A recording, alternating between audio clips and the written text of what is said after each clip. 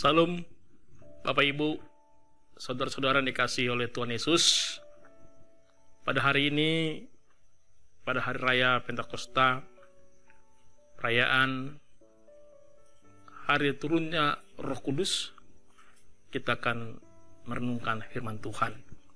Sebelum kita merenungkan firman Tuhan, mari kita berdoa. Kita berdoa. Ya Roh yang memberikan hikmat kekuatan kepada kami, tolonglah Engkau di persekutuan kami ini untuk memberikan pemahaman, pengertian akan kebenaran firman-Mu, sehingga kami boleh memahami firman Tuhan dengan baik. Terima kasih, dalam nama Tuhan Yesus kami berdoa. Amin. Saudara-saudara, hari ini kita akan merenungkan firman Tuhan yang diambil dari kitab Kisah Para Rasul pasal 2 ayatnya yang pertama sampai ayatnya yang ke-21. Kisah Rasul pasalnya yang kedua ayatnya pertama sampai ayatnya yang ke-21. Bapak Ibu, saudara-saudara, silahkan membuka dan membaca Alkitabnya masing-masing. Saudara-saudara, hari ini adalah hari raya Pentakosta. Minggu ini, minggu tahun gereja kita disebut Minggu Pentakosta, yang adalah merupakan perayaan hari turunnya Roh Kudus. Saudara-saudara, berbagai terjemahan atau tafsiran atau pemahaman tentang turunnya Roh Kudus banyak yang terjadi di kalangan gereja. Tapi yang pasti pertama adalah bahwa turunnya Roh Kudus adalah sebuah penggenapan janji Yesus sebelum ia naik ke sorga. Sebelum Yesus naik ke sorga, dia sudah menjanjikan seorang penghibur dan seorang penolong yang akan turun setelah dia naik ke sorga. Namun banyak orang yang menafsirkan tentang kuasa roh. Bahkan ada yang cenderung mengkotak-kotakkan, bahkan mempersempit peranan Roh Kudus di tengah-tengah kehidupan gereja. Roh Kudus hanya ditempatkan di sebuah kotak kecil dengan keterbatasan perbuatan, keterbatasan lokasi, keterbatasan aksi, sehingga orang mengklaim kalau tidak begini, itu bukan tindakan Roh Kudus, tapi hanya di satu kotak tertentu saja. Ya, jadi hal ini perlu kita kaji bersama, saudara-saudara. Hari ini saya akan membawa alam pikiran kita berdasarkan Alkitab, berdasarkan firman Tuhan. Pertama, berdasarkan janji Yesus ada dua hal tentang roh. Kuasa roh itu apa? Yang pertama, ia akan menginsapkan dunia akan dosa, kebenaran, dan penghakiman. Jadi roh yang datang, penghibur yang datang itu adalah suatu kuasa yang menginsapkan dunia akan dosa, akan kebenaran, dan akan penghakiman. Saudara-saudara, artinya bahwa membuat orang bertobat, membuat orang memahami kebenaran, membuat orang mengerti tentang penghakiman yang akan terjadi nanti, itu adalah kuasa roh.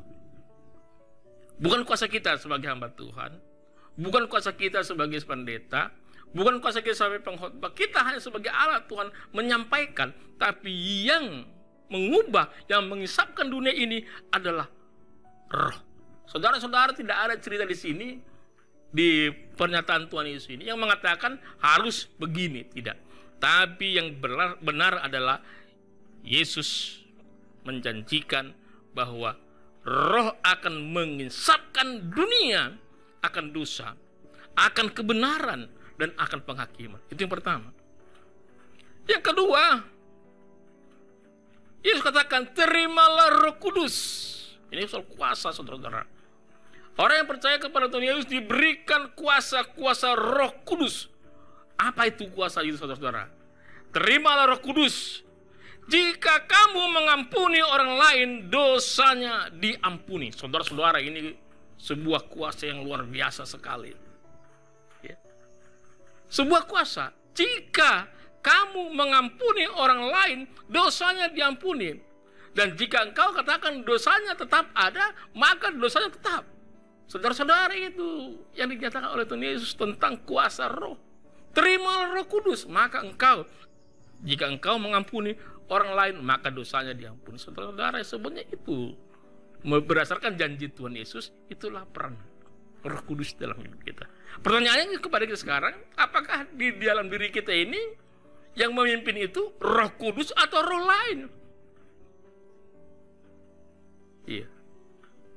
Apakah Roh Kudus atau roh lain? Karena dia akan insaf soal dosa, dia akan insaf soal kebenaran, dia akan insaf soal penghakiman, dan punya kuasa mengampuni orang lain, menentukan dosa orang lain diampuni atau tidak.